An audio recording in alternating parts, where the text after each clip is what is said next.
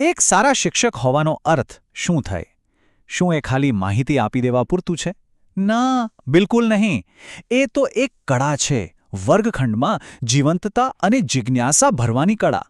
દરેક પાઠને એક યાદગાર અનુભવ બનાવવાની કળા. ચાલો, આજે આપણે આ જ કળાના કેટલાક પ્રેક્ટિકલ રહસ્યોને સમજીએ. આ એ સવાલ છે જે કદાચ દરેક શિક્ષક પોતાની જાતને પૂછે છે કે મારા પ્રયત્નો ખરેખર વિદ્યાર્થીઓ સુધી પહોંચી રહ્યા છે?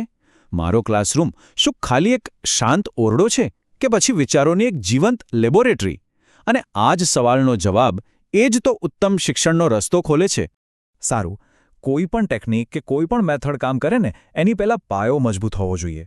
અને શિક્ષણનો પાયો શું છે? એ છે શિક્ષકનો પોતાનો એપ્રોચ, એમની માનસિકતા. કારણ કે અહીંથી જ એક પોઝિટિવ લર્નિંગ એન્વાયરમેન્ટ બનવાની શરૂઆત થાય છે. જુઓ, આ ખાલી કોઈ ચેકલિસ્ટ નથી, આ તો એક આખી માઇન્ડસેટની વાત છે.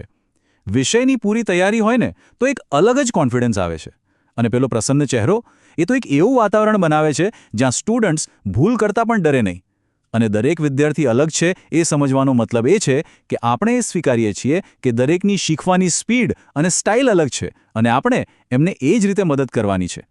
ઓકે, તો એકવાર આ મજબૂત પાયો તૈયાર થઈ ગયો, હવે વાત આવે છે ક્લાસરૂમની અંદરની, મતલબ કે દરરોજની જે આપણી વાતચીત થાય છે એની. અહીંયા આપણે એકદમ ક્લિયર થવું પડશે કે શું કરવાથી ભણવાની પ્રોસેસ ફાસ્ટ થાય છે અને શું કરવાથી એમાં બ્રેક લાગે છે.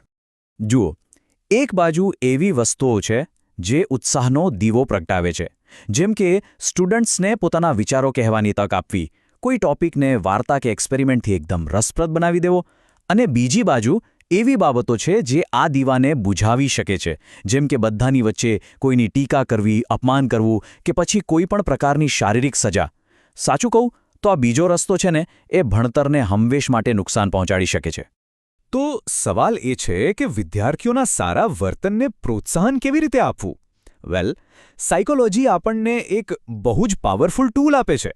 એ છે સુદૃઢીકરણ. આ ખાલી શાબાશ કહેવા જેવું નથી હો. આ તો એનાથી ઘણું વધારે છે. આ તો એક એવી પ્રોસેસ છે જેનાથી સ્ટુડન્ટના મગજમાં સકારાત્મક વર્તન જાણે કે ફિક્સ થઈ જાય. અને આ ટૂલ છે ને બહુ જ નાની રીતે કામ કરે છે. ખાલી એક શબ્દ જેમ કે સરસ કે વાહ, તારો આઈડિયા તો મસ્ત છે, આટલો કહેવાથી જ સ્ટુડન્ટનો કોન્ફિડન્સ વધી શકે છે. એ જ રીતે ખાલી એક સ્માઇલ આપો કે માથું હલાવીને હા પાડો, એ પણ એક જાતનું પ્રોત્સાહન જ છે. પણ અહીંયા એક વાત ખાસ ધ્યાન રાખવા જેવી છે કે આપણી અજાણતામાં થયેલી નેગેટિવ રિએક્શન, જેમ કે ગુસ્સામાં ભ્રમણ ચડાવી દેવી, એ પણ એટલી જ અસર કરે છે, પણ સાવ ઊંધી દિશામાં. દરેક સ્કિલને પ્રેક્ટિસ તો જોઈએ જ.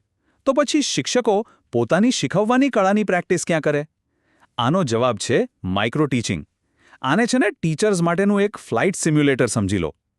મતલબ કે એકદમ સેફ વાતાવરણ જ્યાં ભૂલો કરીને શીખી શકાય. રિયલ ક્લાસરૂમમાં જતા પહેલાં એનું સ્ટ્રક્ચર એકદમ સિમ્પલ અને ફોકસ છે. એક સમયે ખાલી એક જ સ્કિલ પર ધ્યાન આપવાનું. દાખલા તરીકે, સવાલ કેવી રીતે પૂછવા, અને એ પણ ફક્ત 5 થી 7 મિનિટ માટે, 5 થી 7 સ્ટુડન્ટ્સના નાના ગ્રુપ સાથે.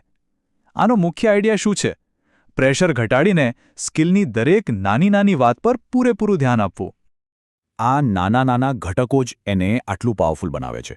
ઓછો ટાઈમ, ઓછા સ્ટુડન્ટ્સ. પણ સૌથી ઇમ્પોર્ટન્ટ વસ્તુ છે ફીડબેક. ખાસ કરીને વિડિયો રેકોર્ડિંગથી.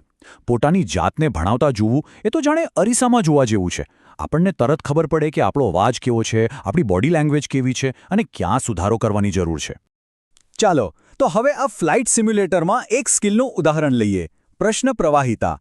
આ ખાલી સવાલ જવાબ નથી હો. આ તો સવાલો દ્વારા સ્ટુડન્ટ્સના મનમાં વિચારોનો એક આખો પ્રવાહ શરૂ કરવાની કળા છે. આ સરખામણી કેટલી જોરદાર છે નહીં? પાણીનો પ્રવાહ એ ક્યાંય અટકતો નથી, બસ સડસડાટ આગળ વધે છે. બસ, સારા સવાલો પણ આવા જ હોવા જોઈએ. એવા સવાલ જે સ્ટુડન્ટ્સના મગજમાં વિચારોનો એક એવો કુદરતી પ્રવાહ શરૂ કરી દે જેમને જાતે જ જવાબ સુધી ગઈ જાય. તો પછી આ પ્રવાહનું પરિણામ શું આવે? પહેલી વાત, સ્ટુડન્ટ્સ ખાલી બેસીને સાંભળતા નથી, તેઓ ખરેખર વિચારવાનું શરૂ કરે છે. તેઓ ટોપિક સાથે જોડાઈ જાય છે. તેમનું જે જૂનું નોલેજ છે એ નવા નોલેજ સાથે કનેક્ટ થાય છે. અને જોતજોતામાં તેઓ ક્લાસના એક્ટિવ પાર્ટનર બની જાય છે. આને જ તો કહેવાય સાચું લર્નિંગ. તો સવાલ એ છે કે આ વિચારોનો પ્રવાહ બનાવવો કેવી રીતે? વેલ, એના માટે અહીંયા 5 સિમ્પલ નિયમો છે. પહેલું, સવાલ કોઈ એકને નહીં, આખા ક્લાસને પૂછો, જેથી બધાનું મગજ એક સાથે ચાલુ થાય. બીજું, સ્પીડ બરાબર રાખો, જેથી વિચારવાનો ટાઈમ મળે. ત્રીજું, અવાજ એકદમ ક્લિયર હોવું જોઈએ. અને ચોથું, સવાલના જે મેઇન શબ્દો હોય ને એના પર થોડો ભાર મૂકો. અને પાંચમું, સવાલ રિપીટ કરવાનું ટાળો. આનાથી શું થશે? સ્ટુડન્ટ્સને ધ્યાનથી સાંભળવાની આદત પડશે. સારું, તો આ બધી ટેકનિક અને આઈડિયા જાણ્યા પછી અસલી સવાલ તો હવે આવે છે કે આપણે આ બદલાવ લાવીશું ક્યારે? શિક્ષણ એટલે શું? એ દરરોજ થોડુંક વધુ સારું બનવાની એક સફર છે. તો કેમ નહીં આજે જ આમાંથી કોઈ એક નાનકડી વસ્તુ અપનાવીને એ સફરમાં એક ડગલું આગળ વધીએ?